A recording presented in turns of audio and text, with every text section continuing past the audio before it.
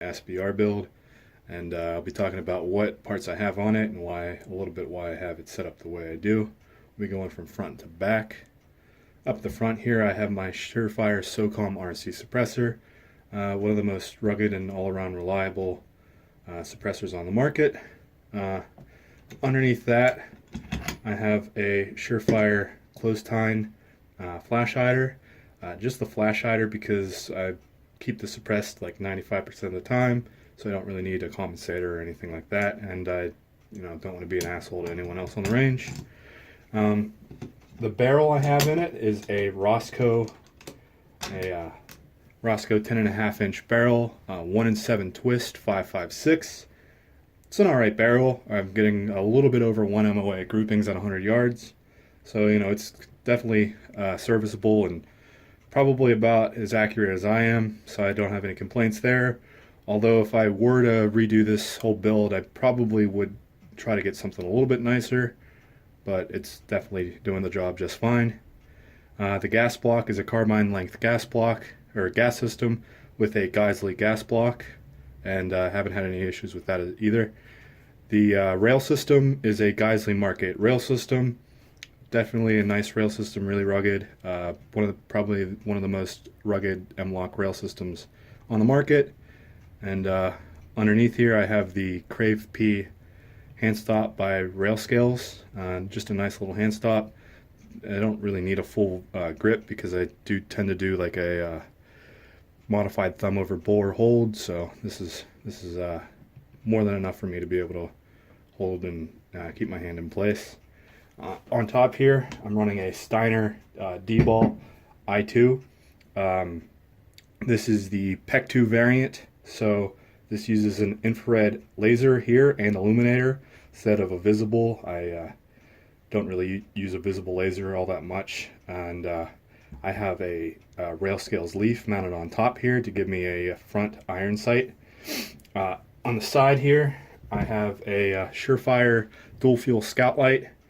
Mounted onto a 45-degree M-LOK Arasaka mount, and I'm running them both back here to the Surefire dual pressure pad, so I have all my controls right here for the light and the laser. Moving back here, I have a Aimpoint T2 mounted on top of a ScalarWorks lower 1/3 co-witness mount, so I can get over top of my laser here, but I can still co-witness my iron sights underneath. And I'm using the Knights Armament battery cap for the Scout, or for the T1, T2 optics, so I can get a second battery. And the regular battery is giving me about 5 to 7 years of battery life, so I'm doubling that now with a second spare in there. On the other side, oh wait, hold on. I'm using Sons of Liberty Gunworks upper receiver and lower receivers with a Sons of Liberty Gunworks bolt carrier and bolt carrier group. Definitely one of the nicest AR manufacturers on the market right now. Really nice premium stuff, but you're not paying that top premium dollar. Really nice rugged stuff. Using the GEISSELE airborne charging handle just to be a little bit more compact so I don't snag on my sling. For my trigger, I'm running a GEISSELE single stage precision trigger.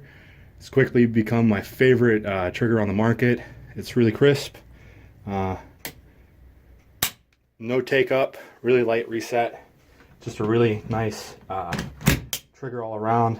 It's not meant to be a fast trigger, but it definitely can be run really fast if you want to do that kind of things. And it's just a really all around high quality trigger. My grip is a B5 Dark Flat Earth grip. These are my go-to grip for any of my ARs. They pretty much all have this grip.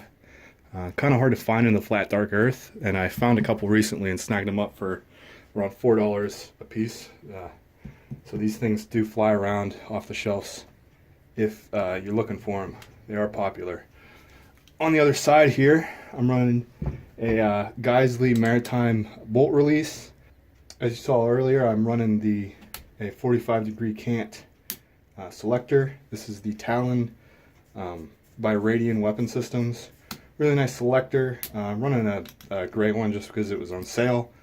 And if I ever feel like it, I can upgrade it to flat dark earth just to match everything else. But it does the job.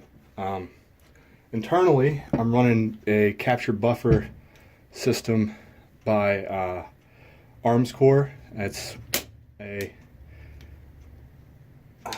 lot like the JP capture buffer, if you're familiar with that.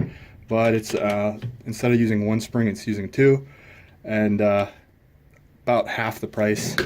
It does the job just as well as a JP Enterprises, and it's really nice, as you can hear. You don't get that sproing of a buffer, and does help felt recoil a little bit whenever you're shooting. For my stock, I'm just running a Magpul. This is the SLK. Nice little compact stock. I don't typically like running a huge stock, so this is one of the nicer compact stocks on the market. And I do run a Ranger band just to keep my sling tidy whenever I'm not wearing it.